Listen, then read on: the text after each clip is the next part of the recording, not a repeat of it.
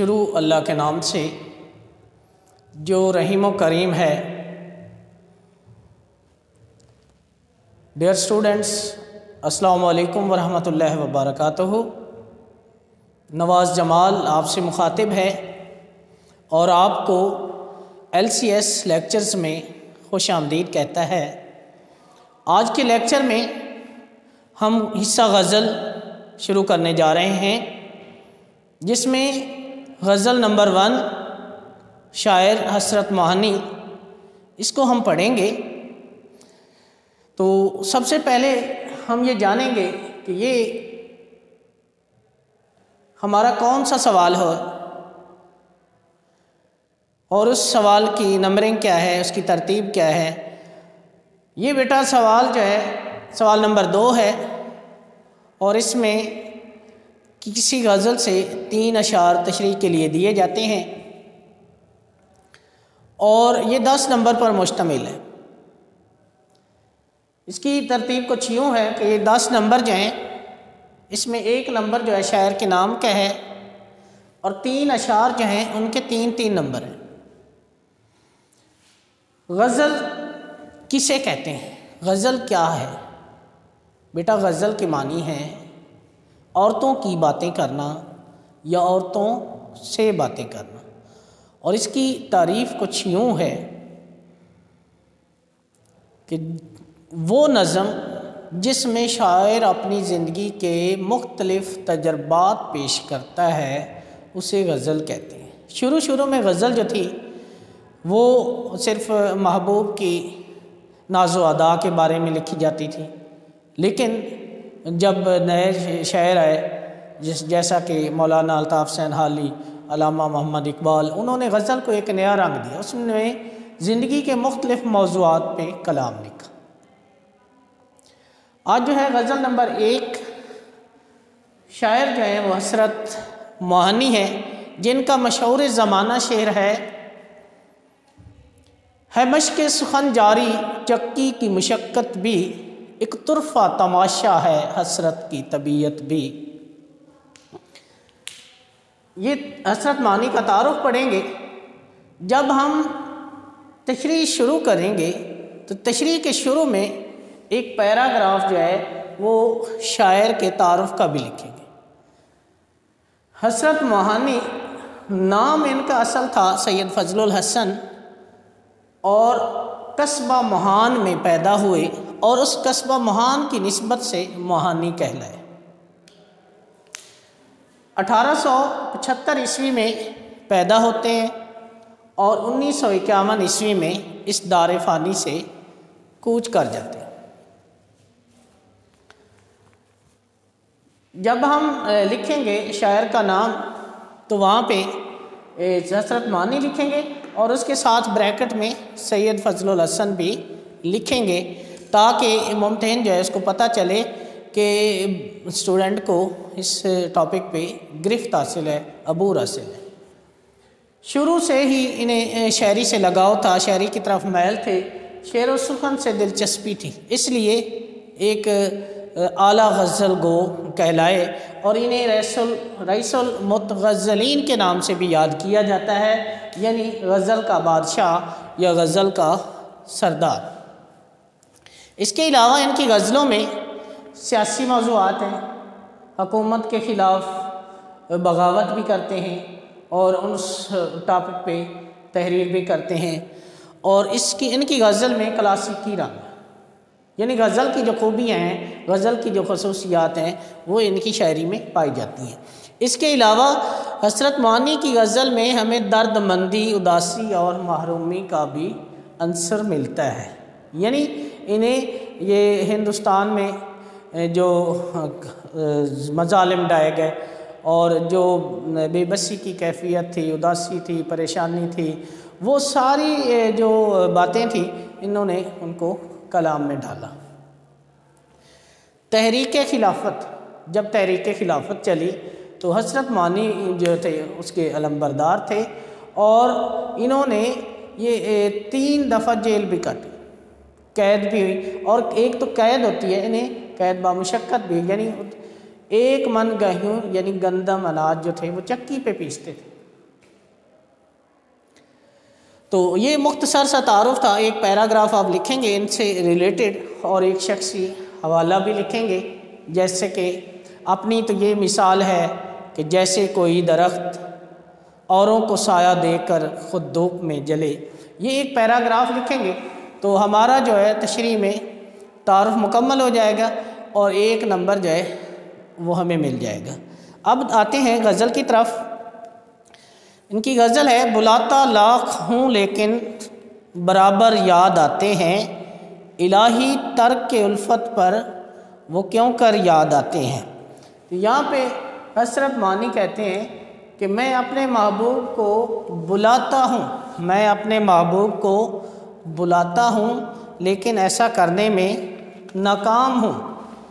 یہ شعر دیکھیں گے، بلاتا لاکھ ہوں لیکن برابر کہتے ہیں مسلسل کو، الہی ترک الفت یعنی جب میں محبت کو ترک کر چکا ہوں تو پھر وہ مجھے کیوں کر، کیسے کہ پھر مجھے کیوں یاد آتی۔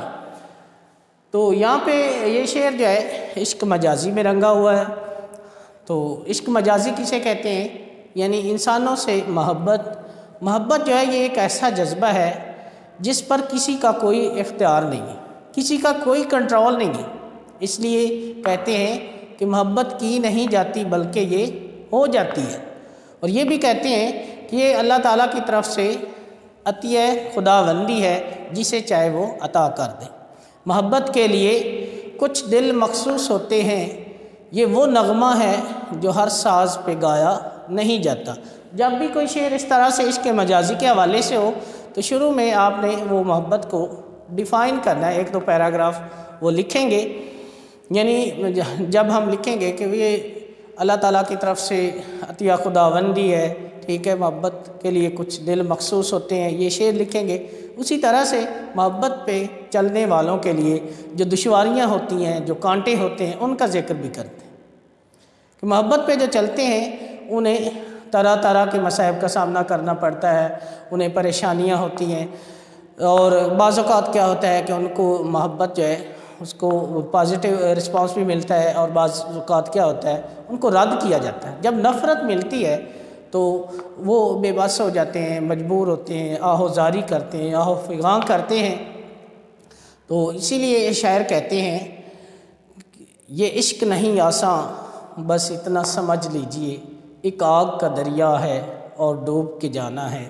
اگر محبت میں کیا ہے کہ پازیٹیو رسپانس بھی مل جائے تو پھر بھی زمانے کے یہ طنز جو ہے، زمانے کی باتیں جو ہیں وہ بھی انسان کو سننی پڑتی ہیں، طرح طرح کے القاب سے نوازا جاتا ہے، طرح طرح کے نام دیے جاتے ہیں۔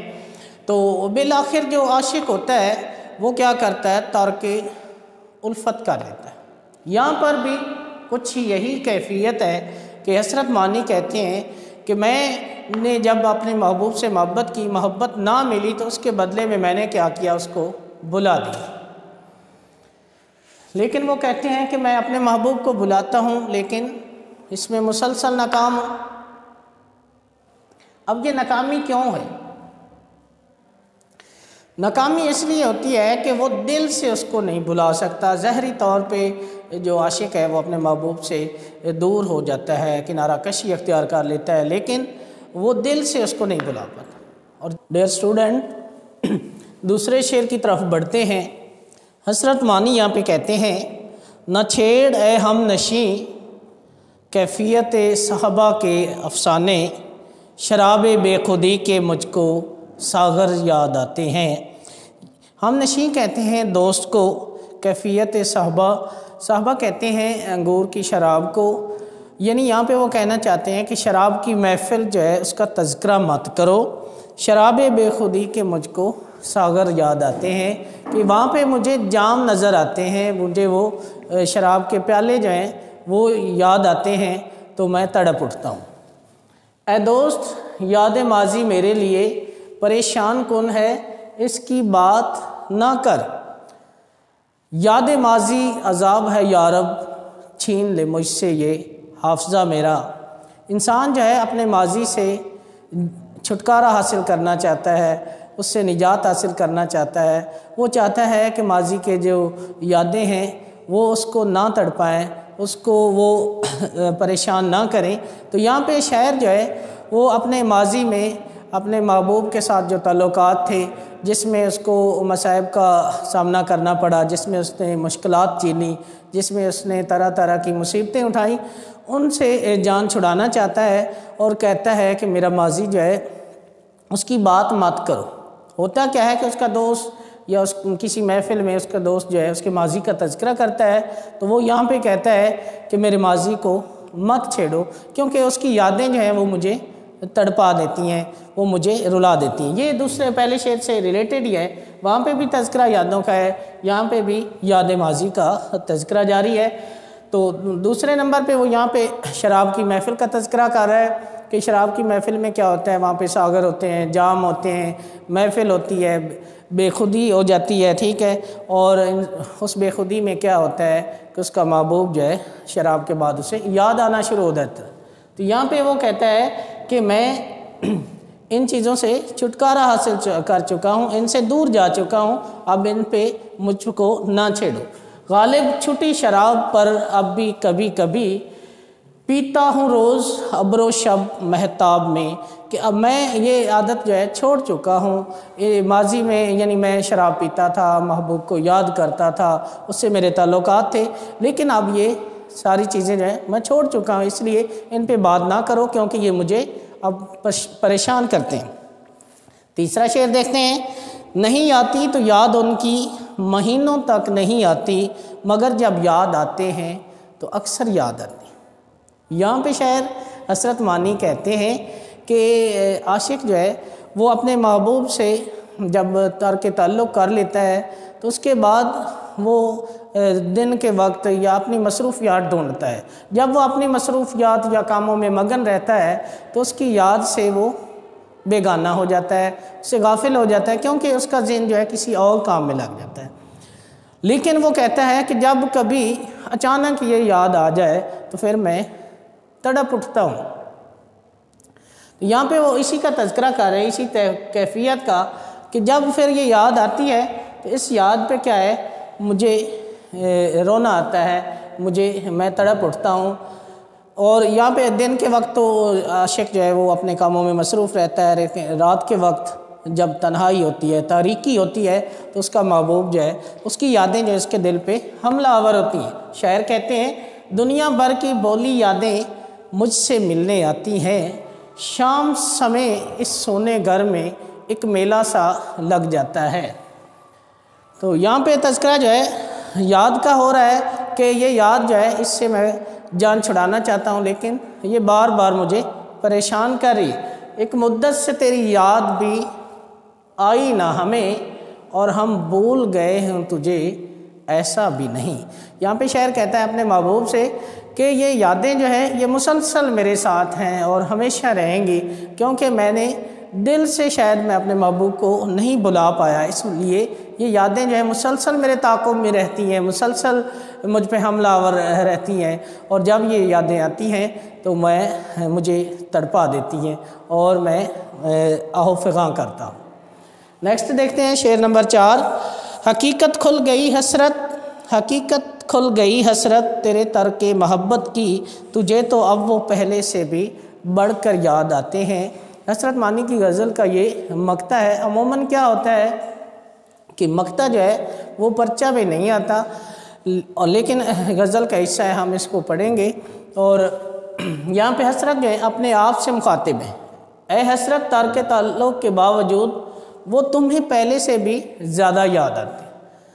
ہوتا کیا ہے کہ جس چیز کو انسان جو ہے فراموش کرنا چاہتا ہے، بھلانا چاہتا ہے، وہ اس کے ذہن پہ سوار ہو جاتی ہے، اور جتنا وہ بھلانے کی کوشش کرتا ہے وہ بار بار اس کے ذہن میں رپیٹ ہوتی رہتی ہے، اس کے ذہن میں آتی رہتی ہے۔ تو یہاں پہ شاعر کہتا ہے کہ میں ترک و تعلق تو کر چکا ہوں، لیکن کیا ہے اب مجھے یہ شاید اندازہ ہو گیا ہے کہ ترک تعلق کے باوجود بھی میرا محبوب جو ہے، میرا جو دوست ہے، وہ مجھے پہلے سے بھی زیادہ یاد آ رہا ہے۔ انسان جو ہے یہ دو طرح سے فیصلے کرتا ہے، دل و دماغ سے۔ دماغ کے جو فیصلے ہیں اس میں اس کو پازیٹیو، اس میں لاس اور پرافٹ نظر آ رہا ہوتا ہے، اور اس میں پازیٹیو جو ہے اس میں پازیٹیو اس کو تاثرات ملتے ہیں، پازیٹیو تھنکنگ ہوتی ہے اس کی۔ جبکہ دل کے جو معاملات ہیں اس میں اس کو لاس ہی لاس ہوتا ہے، اور دل جو ہے یہ کہتا ہے کہ یہ جو ہے کر گزرو، یہ لاس اور پرافٹ جو ہے نہیں دیکھتا۔ تو جب دل کے معاملات ہوں تو وہاں پہ کیا ہوتا ہے، دل کے معاملات میں کوئی اس کا اختیار نہیں ہوتا، اس کا کنٹرول نہیں ہوتا۔ تو یہاں پہ حضرت معنی جو ہے اپنے محبوب کو بھولنا چاہتے ہیں۔ وہ کسی شاعر نے کیا خوب کہا ہے، روز کہتا ہوں بھول جاؤں اسے، روز یہ بات بھول جاتا ہوں۔ تو کب نکلتا ہے کوئی دل میں اتر جانے کے بعد، اس گلی میں دوسری جانب کوئی راستہ نہیں، کہ جب کوئی دل میں بس جاتا ہے، سما جاتا ہے، تو اس کو نکالنا جو ہے محال ہے، مشکل ہے، ناممکن ہے۔ اسی لیے حضرت معنی یہاں پہ کہتے ہیں کہ میرا محبوب جو ہے اب پہلے سے مجھے زیادہ یاد آتا۔ تو بیٹا یہاں پہ ہماری یہ غزل جو ہے یہ ختم ہو گئی ہے۔ تو امید کرتا ہوں کہ آپ کو اس لیکچر کی سمجھ آ گئی ہوگی۔ کل تک کے لیے اجازت دیجیے، اللہ حافظ۔